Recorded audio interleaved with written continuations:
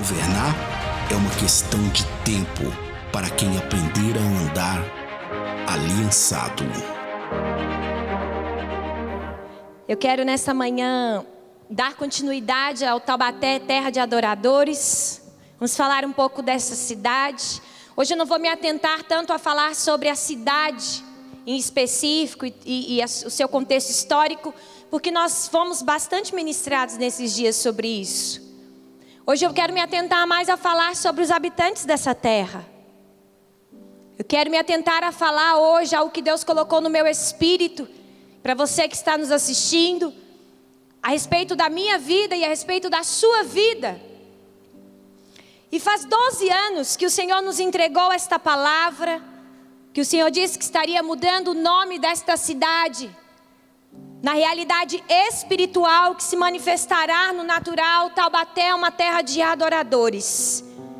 E eu me lembro que exatamente há 12 anos atrás, eu vim para esta cidade.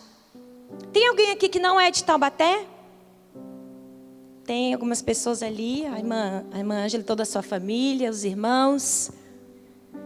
E eu acredito que o Senhor, não só a nós que estamos aqui, mas o Senhor nos ajuntou nessa terra por causa de um propósito específico sobre a nossa nação, sobre a nossa cidade. E aqui em Taubaté é algo muito peculiar, inclusive nesta casa, eu não conheço em outras igrejas, mas nós temos vários estados, nós temos pessoas de todos os cantos do Brasil aqui representados. O Senhor trouxe este povo para este lugar.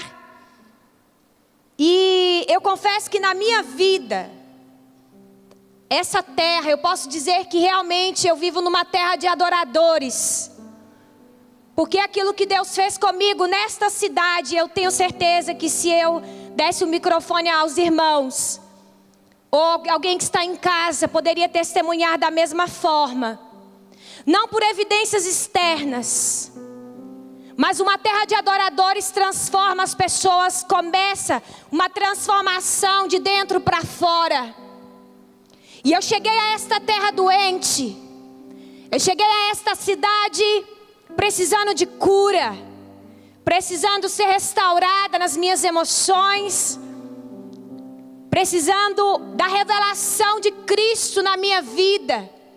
Eu já era cristã, mas muito religiosa, e com conceitos e com revelações muito superficiais da revelação de Cristo.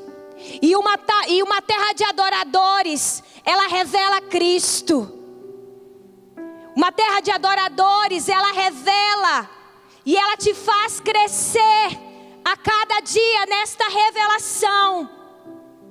E hoje eu tenho o privilégio e estou, assim como os irmãos, neste aperfeiçoamento, neste crescimento, nesse aprendizado, nessa busca constante desta revelação do Cristo ressuscitado, de nos parecermos a cada dia mais com Ele, de manifestarmos a cada dia mais o seu caráter, a sua verdade.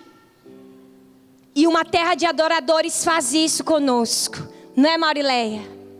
Nos cura de dentro para fora, nos traz dignidade, muda os nossos valores.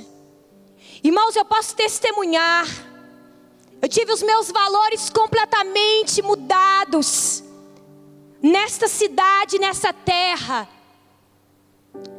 Há algo específico como sobre as cidades do Brasil, mas eu falo especificamente sobre essa terra, algo profético sobre essa terra, porque nesta cidade há homens e mulheres que ouvem a voz de Deus. E eu não estou dizendo que as outras cidades não escutam a voz de Deus, mas eu estou dizendo que nesta cidade nós podemos aqui experimentar como corpo de Cristo, viver uma vida, ou procurar todos os dias a viver uma vida que agrada ao Senhor, ouvindo a sua voz, sobre o comando dessa voz. E é sobre isso que nós vamos falar. Eu perguntava ao Senhor: Pai, como nós podemos aferir, Como nós podemos medir se uma terra está sendo transformada em terra de adoradores? Como nós podemos chegar a um lugar e dizer, aqui é uma terra de adoradores? E eu achei que o Espírito Santo ia me revelar algo poderoso, algo que ia abalar as nossas estruturas.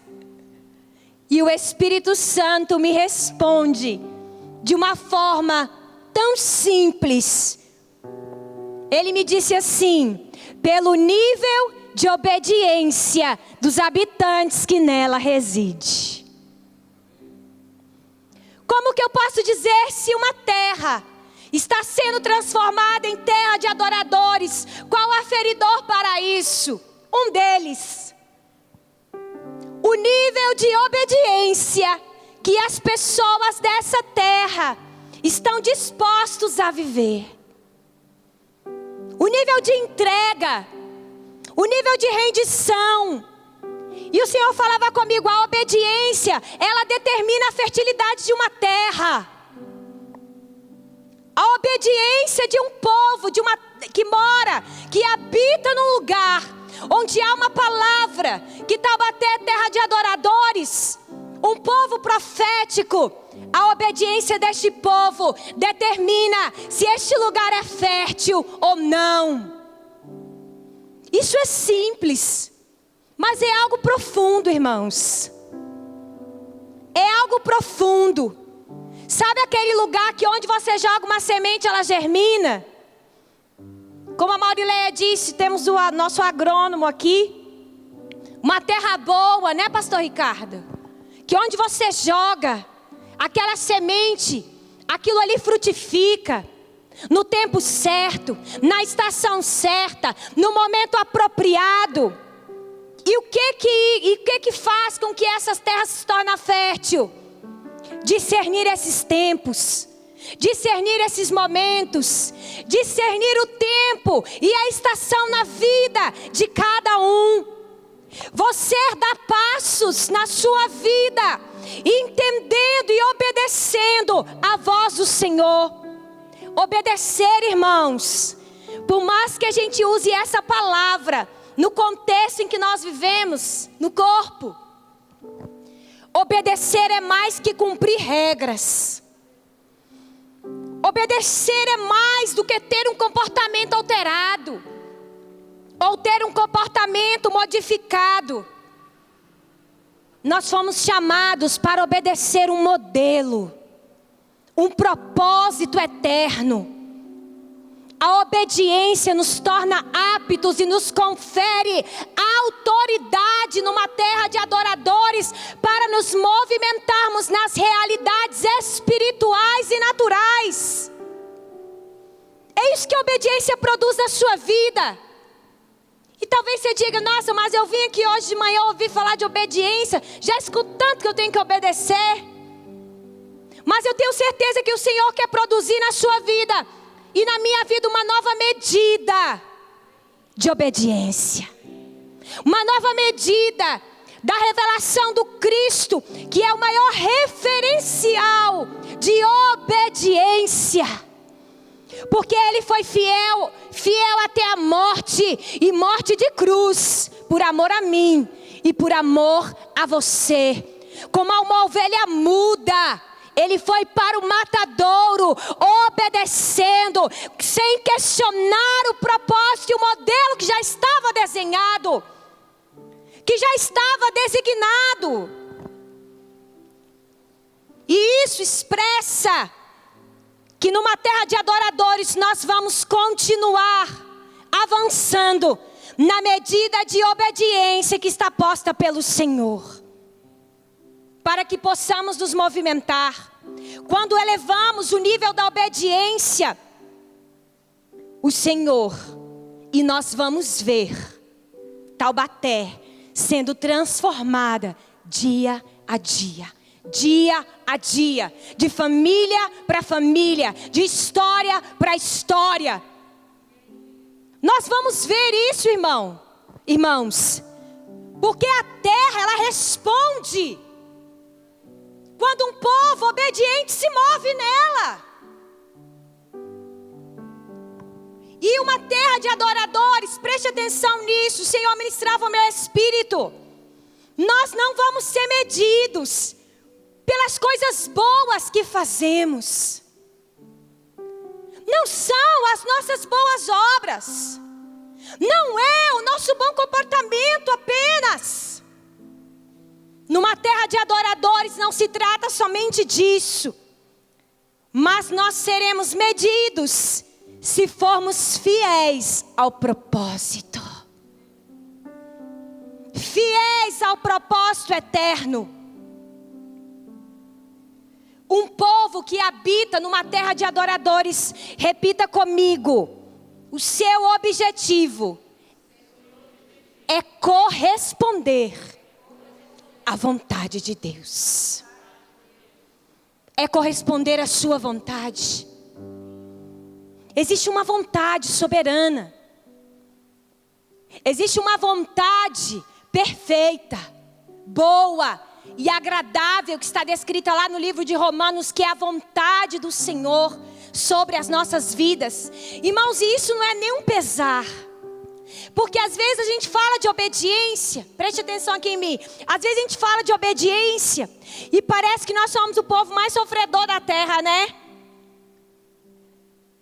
Tem que obedecer, tem que se entregar, tem que matar a carne. Será que alguém pode dizer a alguém aí fora que nós obedecemos a Ele porque amamos? Ninguém aqui tem uma faca no pescoço, ou está sobre uma sentença. Se você não fizer assim, ou se você não obedecer assim, uma cartilha de regras. Não, meu irmão. Será que alguém pode dizer a você aí da internet, ao seu vizinho, a dizer a essa sociedade que nós obedecemos a Cristo, porque nós amamos a Cristo? Nós escolhemos ser santos, porque nós amamos buscar a santidade todos os dias, porque nós amamos a Cristo. Não há nenhum pesar nisso. Há 12 anos, irmãos, eu saí da minha cidade, junto com a pastora Zelinda e mais uma outra irmã, minha prima, e mais uma outra moça também. E nós viemos para essa terra, porque havia algo designado e desenhado no coração de Deus. E nós, antes de estarmos aqui, de fazer ali as nossas malas, nos despedir da nossa família, nós orávamos, nós buscávamos ao Senhor e falava: Senhor, para onde o Senhor está nos levando? E o Senhor falava: vocês irão para uma terra chamada Taubaté. De início, eu confesso que a primeira coisa que eu fui pesquisar, com toda a minha carnalidade, é se tinha praia. Porque eu morava no litoral. E eu já joguei no Google, porque eu nunca tinha escutado. Diferente dos mineiros que vieram para cá, né? Estamos indo para perto da praia. Mas enfim. Aí eu me lembro que eu falei com a Zelinda. Eu falei: Zelinda, Deus está nos levando para uma cidade que nem praia tem. Como que nós vamos fazer isso? Super surfista, né? Rata de praia. Não sei nem pegar numa prancha. Mas, brincadeiras à parte. Mas ali nós já orávamos, já buscávamos o Senhor para onde o Senhor iria nos trazer. E o Senhor disse que seria essa cidade. Quando você dá o primeiro passo de obediência, você não tem a dimensão. Às vezes não, todas as vezes.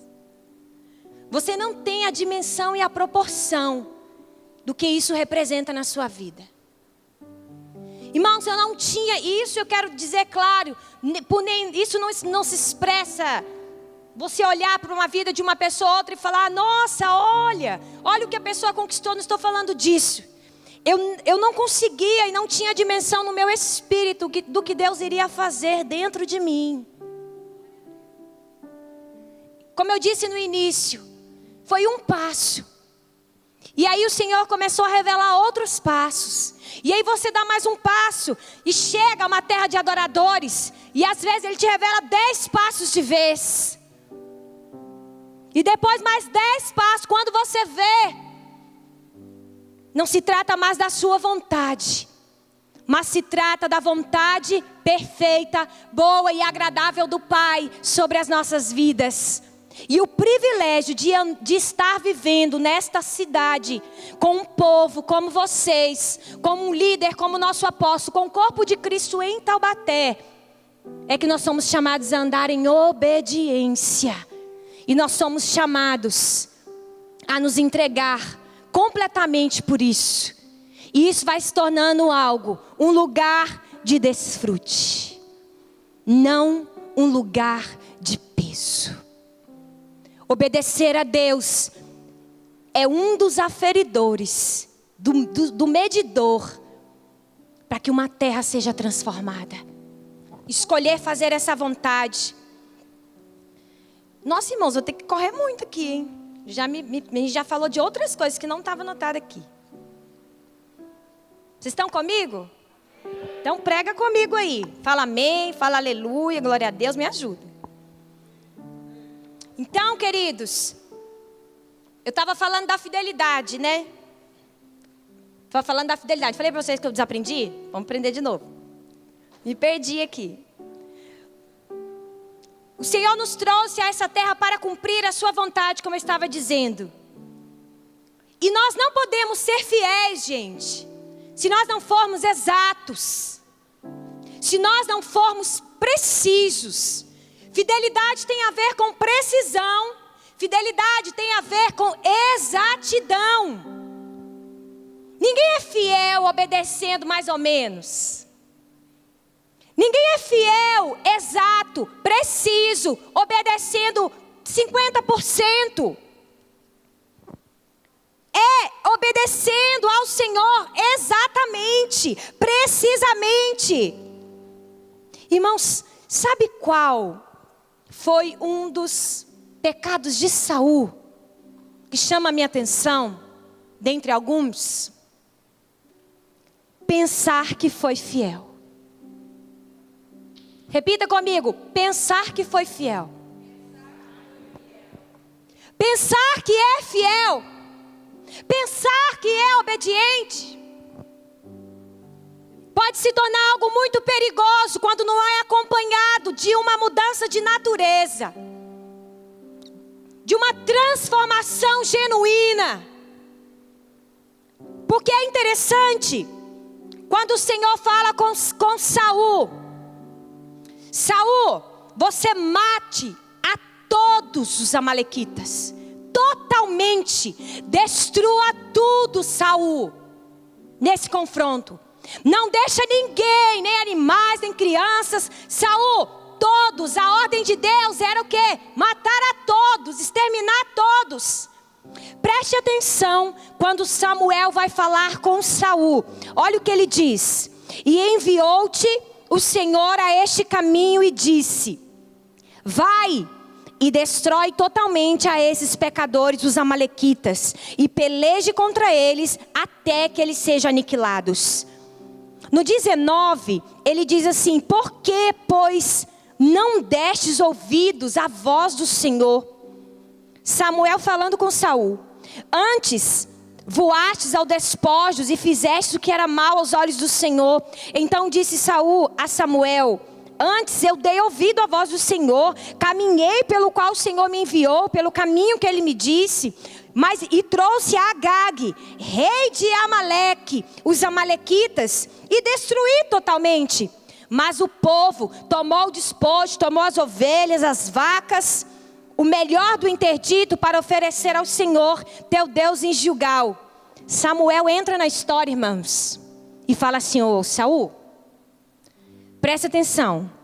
Tem porventura o Senhor tanto prazer em holocaustos ou em sacrifícios, como em que obedeça a sua palavra? Eis que o obedecer é melhor que o sacrificar, e o atender melhor do que a gordura dos carneiros. Irmãos, Deus considera a fidelidade uma obediência exata. Matar alguns não é matar a todos. Vocês conseguem entender isso? Havia uma ordem de Deus para Saul: Saul, todos. destrua tudo, matar alguns, exterminar alguns, não significa matar a todos, porque a obediência ela é exata. Numa terra de adoradores, a obediência ela é precisa. E o interessante é que ele diz assim: por que você não deste ouvidos à voz do Senhor? E isso também foi algo que aconteceu com outro personagem na Bíblia, chamado Jeroboão. Qual foi o pecado de Jeroboão? A palavra do Senhor diz que Jeroboão teve a oportunidade de fazer um reinado agradável a Deus, quando o Senhor mandou o profeta Aías falar com ele sobre o plano divino de lhe entregar as 10 tribos de Israel. Ele prometeu a permanência da família de Jeroboão no trono, desde que se mantivesse fiel. Repita comigo: desde que se mantivesse fiel. E se ouvires tudo que o Senhor ordenar, Jeroboão. Essa era a diretriz. Se ouvires tudo que o Senhor ordenar, se andares no meu caminho, se fizeres o que é reto, Jeroboão, perante mim, guardando o meu servo, eu serei contigo. E Jeroboão, te edificarei uma casa estável. Olha que palavra linda. E ele diz ainda: como edifiquei a Davi e te darei a Israel. E o problema de Jeroboão foi qual? Diante de tudo isso, construir algo paralelo ao propósito eterno. Construir altares, bezerros de ouro. Tudo aquilo que se constrói paralelo ao propósito eterno, ainda que soe bonito, ainda que seja relevante, ainda que tenha boas intenções, se não estiver no propósito, se nós não ouvirmos, irmãos, como terra de adoradores, atentamente a voz do Senhor, nós podemos nadar e morrer na praia como Saul e como Jeroboão. Porque a obediência ela é exata, ela é fidedigna, ela é precisa, ela é uma entrega por inteiro. Precisamos ter exatidão. A única regra, a única condição aqui era qual? Ouve a minha voz. Ouve a minha voz, Taubaté. Eu digo para você nessa manhã, para a sua família, para a sua casa, para você que nos assiste.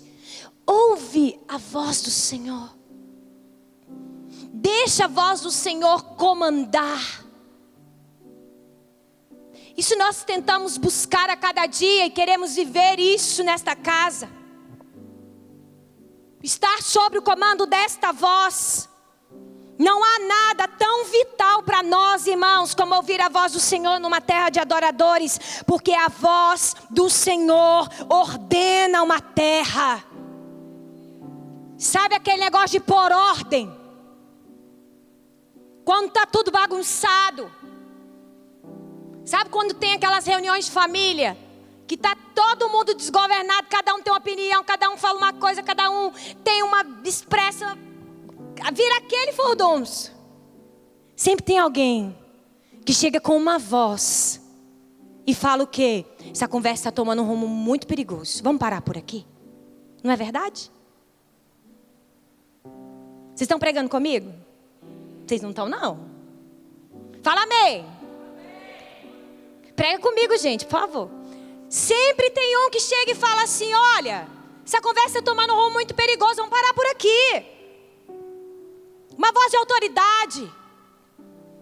E numa terra de adoradores há uma voz de autoridade, a voz do Senhor. Ela ordena, gente, a sociedade.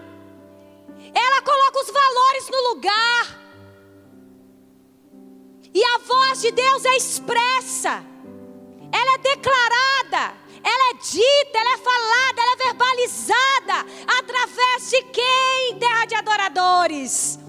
Através da sua igreja.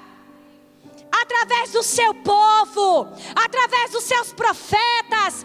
Através os seus apóstolos, mestres, evangelistas, pastores, você que está sentado aí, através da sua profissão que você exerce na sociedade, através da sua vida influenciando os seus filhos, através do seu coração, da sua vida quando você vai falar com o teu vizinho. A voz de Deus ordena uma terra. Deus falou assim: Jeroboão, você quer uma casa estável? Você quer um lugar seguro? Quem não quer morar num lugar estável, num lugar seguro? Né? Muito se fala sobre a estabilidade das cidades, sobre a estabilidade econômica. Quando uma pessoa tem estabilidade no emprego, ela acha que ela está o quê? Sossegado. Não é verdade? Tem estabilidade. E Jeroboão, a única coisa que ele precisava era ouvir a voz do Senhor. E um dos maiores defeitos nosso, sabe qual é, gente? Negar a Deus por orgulho. Como assim, profeta Camila? Negar a Deus por orgulho. Não conseguir reconhecer que há alguém maior do que nós na história. Nós não somos o centro. Numa terra de adoradores, ainda que somos os porta-voz. Mas, quando se ouvir falar da terra de adoradores, quando nós estamos profetizando sobre essa terra, nós não estamos querendo protagonizar a história. Nós não estamos querendo que a igreja, sonho de Deus, não. Existe um protagonista em Taubaté que se chama Cristo. Por isso que Taubaté é uma terra de adoradores e ela não está vinculada a uma denominação que seja específica, um rótulo, uma placa. Isso é uma visão dada, uma palavra profética a uma cidade. Claro, através dos seus homens de Deus, foi dada através do apóstolo Hélio, um homem de Deus que ouve a voz do Espírito Santo. E ele comunicou a profecia. Foi o agente, foi o porta-voz, foi o instrumento do Senhor.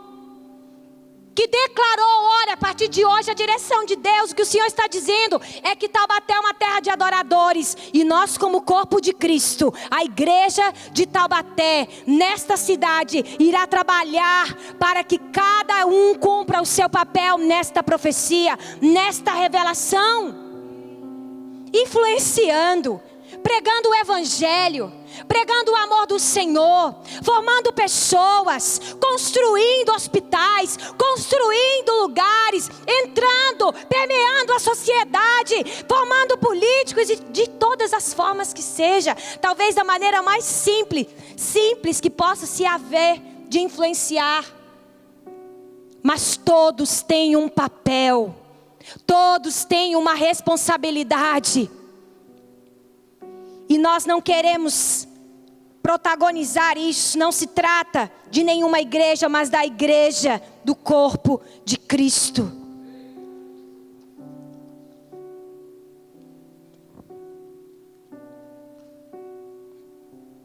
O grande interesse do Pai é que o seu Filho seja visto e manifesto em toda a criação por meio do seu corpo. E nós vivemos dias onde o homem quer ser o centro de tudo. O tempo todo a sociedade, você precisa de reconhecimento. Você tem que ser reconhecido. Você tem que ser valorizado. Você tem que ser isso. São lugares, gente, que nós vamos entrando, que Deus vai te colocando. Porque o Senhor vai te posicionando onde Ele te chamou para estar. Não que a sua vida é em função disso o tempo todo. Não que a sua vida é em função dessa autorrealização desenfreada. Quando você é obediente, o Senhor te posiciona nos lugares estratégicos, nas posições estratégicas, aonde Ele quer te colocar. Quando Ele chamou a Davi, Davi estava atrás das malhadas. Davi não era alguém insignificante. Davi era alguém irrelevante para aquele lugar, para aquela sociedade.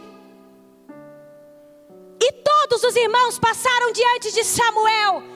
Talvez com um perfil de rei, talvez com uma beleza de rei, com um porte de rei. Mas o Senhor é aquele que sonda o nosso coração, conhece as intenções mais profundas do nosso interior. Ele disse: Samuel, Samuel, preste atenção, não se atente para a aparência, porque você vê, eu não vejo como você vê. Aquele que eu quero ungir como rei, eu estou aqui contextualizando, aquele que eu quero ungir como rei, Samuel, ele não está aqui, e nós só iremos assentar à mesa quando ele estiver. Por isso mande chamá-lo. Irmãos, Deus te acha em qualquer lugar. Fique tranquilo. Eu já contei isso aqui 100 mil vezes, vou contar de novo. Um dia, eu fui para viajar com uma irmã aqui da casa. E nós fomos participar de uma das primeiras escolas de profetas que nós estávamos. Nós estávamos sendo ali introduzidos, aprendendo. Fomos aprender com outros irmãos a respeito do profético. Fomos ao Peru, aprender ali com o ministério do apóstolo Samuel Arboleda. E havia uma conferência com 3.000 profetas. Irmãos, ou seja, a gente era a poeira da poeira, porque 3.000 profetas. Davi estava atrás das malhadas e a gente atrás de 3.000 profetas. E ali adorando, chorando. Irmãos, pensa numa coisa. Eu jamais imaginaria na minha mente humana que o Senhor poderia nos encontrar ali. Quando eu digo nos encontrar ali, é como uma palavra diretiva, como uma palavra profética para a nossa nação. E nós estávamos ali, eu e a irmã, adorando, e eles liberando palavra, anotando tudo, ensinando. De repente, quantos já ouviram essa história? Escola de profetas, né? Então tem gente que não ouviu, vocês escutam de novo, que eu vou continuar cantando. Então, gente, o Roger já está careca de ouvir. Então a gente estava ali e tal, e de repente, aquele profeta que estava ministrando, de outra nação, tinha muitas nações reunidas, ele falou assim: há algumas pessoas do Brasil aqui. Aí meu coração já gelou, porque eu só sabia que só tinha eu e a irmã. Falei: gente, o que esse homem quer falar com o Brasil? No meio desse montaréu de gente. E aí o Senhor falou: vem aqui à frente, que eu tenho uma palavra para o Brasil. E nossa, aquele corredor, eu me senti no meio do mar. Quando o povo atravessou o mar, abriu aquele paredão de um lado, paredão do outro. E nós fomos no meio daquele corredor. E ali o Senhor falou: eu chamei o Brasil e entrego a vocês um grito de uma geração profética, um chamado sobre a nação de vocês. E e começou a profetizar. Então Deus nos vê. Porque o que determina é o nosso nível de obediência. Na realidade espiritual, nos dá autoridade. Nós não somos 100% se estamos muito longe de ser. Estamos sendo aperfeiçoados. Mas uma coisa que esta casa preza é ouvir a voz de Deus e obedecê-la com exatidão e precisão, para que o Senhor nos encontre em qualquer lugar. E para que o Senhor use pessoas para em qualquer lugar, em qualquer momento, em qualquer lugar da nação. Há uma cidade assim. Há um povo assim. Há um modelo de governo assim. Há um modelo de família dessa forma. Há um modelo na educação dessa forma. Mande chamá-los. Eu quero saber o que está acontecendo ali.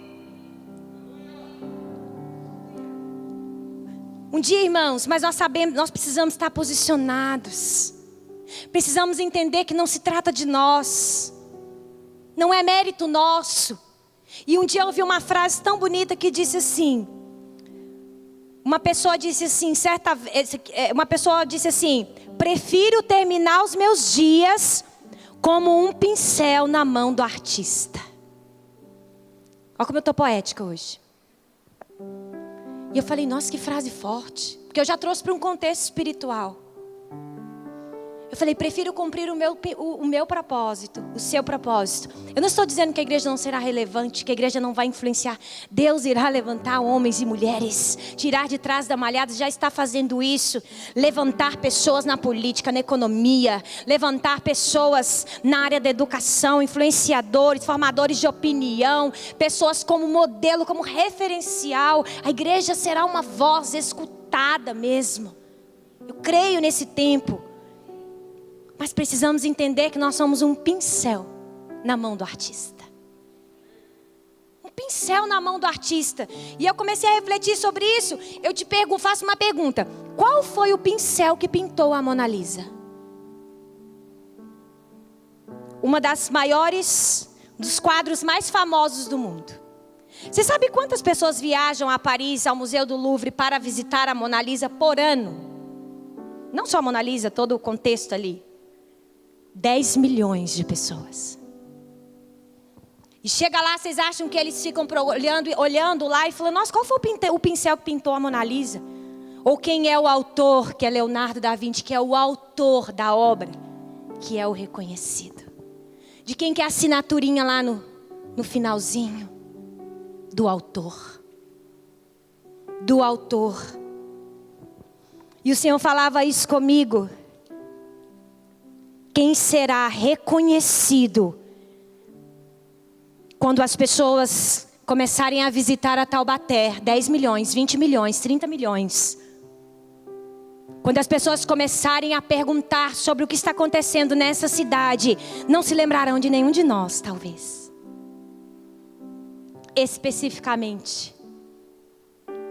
Mas um povo que reconhece quem é o autor e consumador desta obra.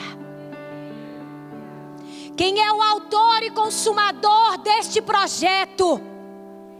Quem é o autor e consumador? De onde veio a inspiração?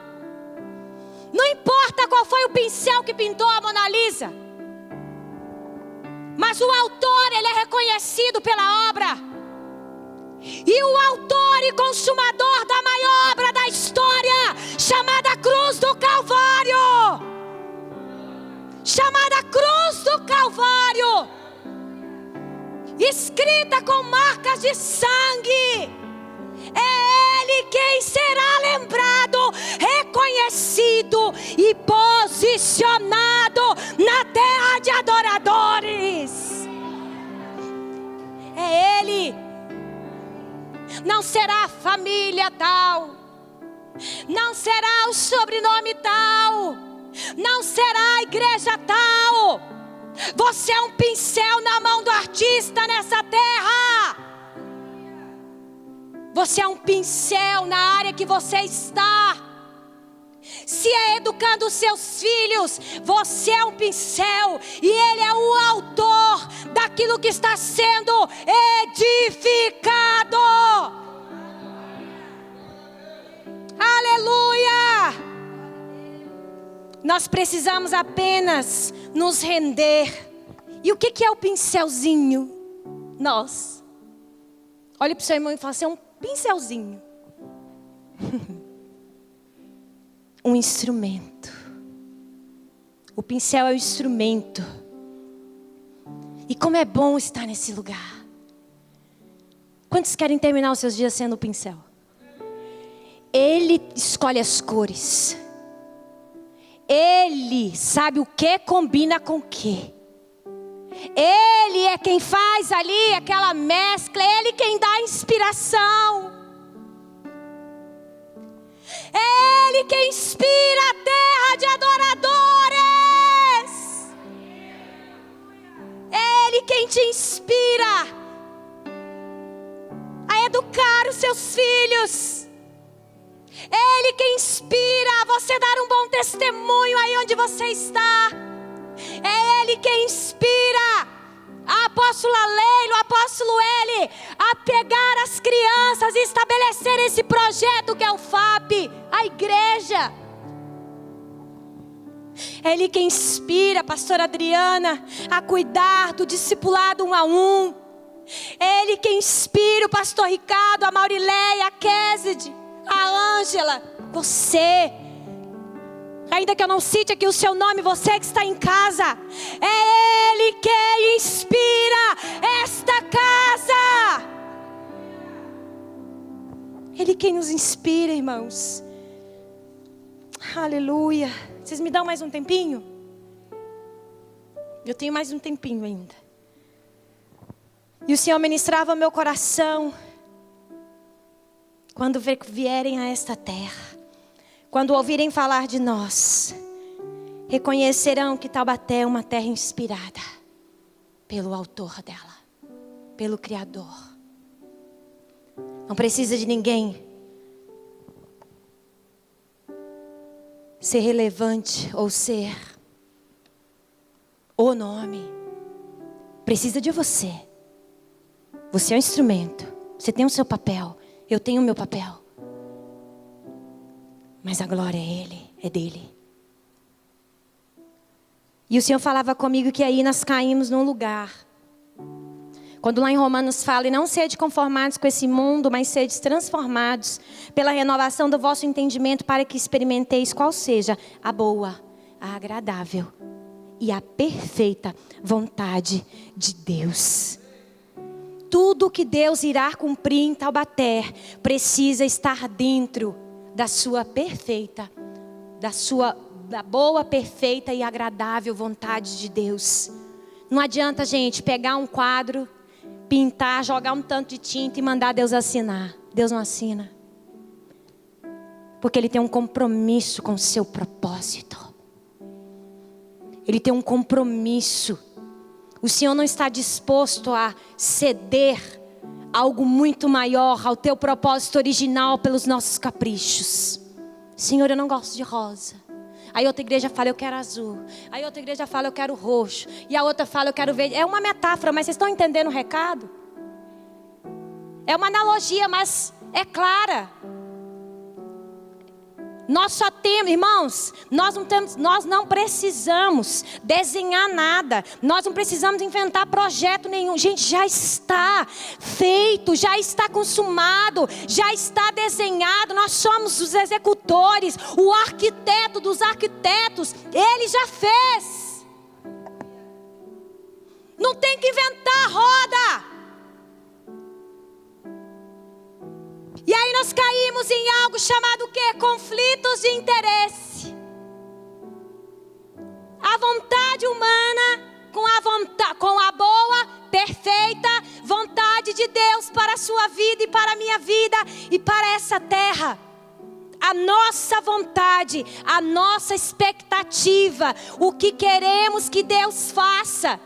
Isso nós às vezes confundimos com vontade boa, com vontade eterna, e aí choca, e aí é um conflito, porque nossas expectativas às vezes não é a vontade de Deus. O que nós queremos que Ele faça do nosso jeitinho não é a vontade de Deus. Vou abrir um parênteses rápido, não vou entrar em detalhes. Mas eu e o meu marido, nós estávamos programando ali conversando, orando, para que nós pudéssemos partir para o nosso segundo filho. Nós temos hoje um filho, o Arthur, que o apóstolo gosta de falar Arthur. Vai fazer 3 aninhos e nós estávamos orando ao Senhor, entendemos ali que é o tempo e tal. E aí, irmãos, eu fui à médica para fazer aqueles exames pré-gestacionais. Preste atenção na vontade de Deus, na minha vontade, nos nossos planos. E eu fui ali para fazer os exames pré-gestacionais para que eu pudesse, a doutora Jéssica está aí, ela sabe, para que eu pudesse ver como estava as minhas vitaminas, como eu estava ali, meu útero, fazer uma ultrassom, tarará.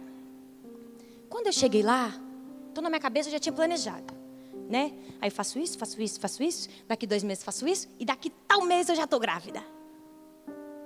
Quando eu cheguei lá, eu me deparei com um tumor benigno no meu útero de 225 gramas.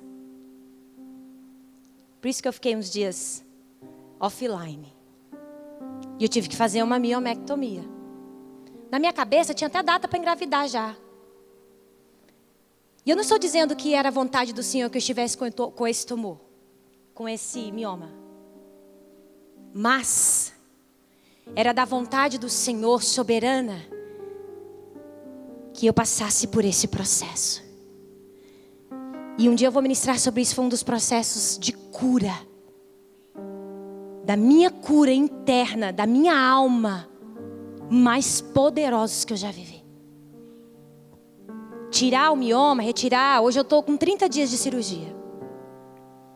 Reconstruir a parte uterina, tentar preservar o útero para que não fosse conduzido para uma histerectomia e eu tivesse que tirar o útero e não pudesse gerar mais. Teve tudo isso. Um dia a gente vai falar. Mas foi da vontade do Senhor ali que eu passasse por esse processo. E o Senhor me revelasse a raiz disso na minha vida. Fecha parênteses. Não vou me atentar a isso hoje. Eu fui curada. Deus arrancou, usou o médico, o instrumento, tirou tudo isso. Me limpou o meu útero, limpou toda essa região. Mas Ele me curou na alma de feridas que ainda existiam. E aí o Senhor falou comigo assim: era necessário passar pelo meio do Jordão, que seja, pelo meio do processo. Deixa eu te falar uma coisa. Às vezes você está caminhando, e você vai ter que passar pelo meio de alguma coisa. E o meio, sabe o meio da travessia do Jordão, quando Josué estava conduzindo o povo para ir para Gilgal, no meio, não tem onde você olhar mais para trás. Ou você vai para frente, ou vai para frente. Mas às vezes é necessário passar por esse lugar, para que o Senhor seja formado em nós. Então, irmãos, as minhas expectativas eram outras. O desejo do meu coração era outro. E automaticamente eu já remeti que é a vontade de Deus para minha vida. E já fui, e Deus falou: peraí, antes tem o meio. No meio da próxima, até chegar a próxima gestação, passe pelo meio. Vocês entenderam o meio? Passe por esse meio do processo, para que Cristo ainda seja formado na sua vida, ainda de uma maneira mais evidente. E então, irmãos, como eu disse, às vezes há esse conflito de interesse. E eu quero aqui, para finalizar e caminhar para o final. Se eu vou finalizar, provavelmente eu vou caminhar para o final, né? Redundante. Quando há conflitos de interesses numa terra de adoradores, trazendo isso para o que nós estamos ministrando, e eu quero definir o que é interesse. Porque às vezes soa mal, né? A gente fala assim: nossa, fulano é interesseiro. Fulano está com fulano porque é interesse. E olha o que significa interesse. Eu aprendi isso com o apóstolo Gustavo Lara. É aquilo que eu atribuo mais valor, ao que eu dou mais valor e ao que eu dou mais atenção. Isso é interesse. Repita comigo: o que eu dou mais valor, o que eu dou mais atenção. Isso é interesse. E numa terra de adoradores, nós fomos chamados para correr em uma só direção, transformar essa cidade. Mas nós não podemos tropeçar nos conflitos de interesses pessoais. Nós não podemos tropeçar nos nossos pensamentos. Nós não podemos tropeçar no nosso individualismo, no nosso egoísmo, nas nossas decisões e ações fora da vontade do plano original. Taubaté está sendo transformada, e esta palavra agora é liberada ao mundo espiritual, às igrejas. E a comunhão, ela é indispensável. Numa terra de adoradores, a comunhão, ela é indispensável. Deus ministrava ao meu espírito, e nós queremos profetizar isso através dessa conferência. O mesmo sentir. Um povo, o corpo de Cristo sobre essa cidade, em um mesmo interesse. Pegaram? Pegaram aí? Você pegou aí em casa? O que é interesse mesmo? Dar atenção, valor. Aquilo que você dá atenção, que você atribui mais valor, aquilo que você dá mais atenção, isso é interesse. O motivo da nossa comunhão, a participação do corpo de Cristo é estarmos em um mesmo interesse, numa terra de adoradores. Porque tudo que interessa ao Senhor, tudo que interessa ao propósito eterno, interessa a sua igreja, interessa o seu povo. Tudo que interessa o Senhor nos interessa. Precisa nos interessar. Nossa maior atenção, nossos valores precisam estar direcionados para isso. Sua casa, seu reino, o corpo, a igreja, o evangelho. Precisa tudo se convergir para o mesmo interesse do corpo de Cristo. Isso transforma uma terra. Interesse, irmão, significa o que está entre as pessoas. Nós estamos vinculados uns aos outros quando compartilhamos do mesmo interesse. Você está numa casa, nós estamos num lugar onde nós procuramos ouvir a voz de Deus e estarmos vinculados em um mesmo interesse. A palavra interesse também significa importar. O que nos interessa, ao mesmo tempo, é o que nos importa. É lindo isso. O que nos interessa, os interesses, realmente é o que nos importa no final da matemática. No final das contas. Vou pular toda essa parte aqui. O Senhor ministrava meu espírito para acabar a transformação dessa cidade, da igreja de Cristo. Vai se tornar extremamente eficaz quando nós colocarmos o nosso interesse no seu interesse. Não é o nosso interesse. Não é o interesse do sonho de Deus. Não é o interesse do A ou B. São os nossos interesses, irmãos, convergindo para um único interesse, que é o interesse dele. Que é aquilo que realmente importa. Nós temos claro no nosso espírito que o interesse do corpo de Cristo nessa terra é darmos a importância ao que realmente tem valor. Em uma terra de adoradores, o interesse, quando não é de Deus, a prioridade é do coração das pessoas. Essa terra nunca prospera. Essa terra nunca prospera. Mas quando o interesse, o que realmente se dá valor, o que realmente se importa é aquilo que está no propósito eterno de Deus. Ele mesmo proverá a essa terra tudo o que é necessário. Irá fazer essa terra se tornar abundante e próspera em todas as coisas, porque se trata do seu interesse. Se coloque de pé. Tem um texto lindo em Gálatas e eu finalizo com ele, dizendo assim: quanto a mim, que eu jamais me glorie a qualquer coisa, a não ser na cruz do nosso Senhor Jesus Cristo. Por causa dessa cruz, o meu interesse neste mundo foi crucificado, e o interesse do mundo em mim também morreu. Isso é tremendo. A cruz nos livra dos nossos interesses pessoais.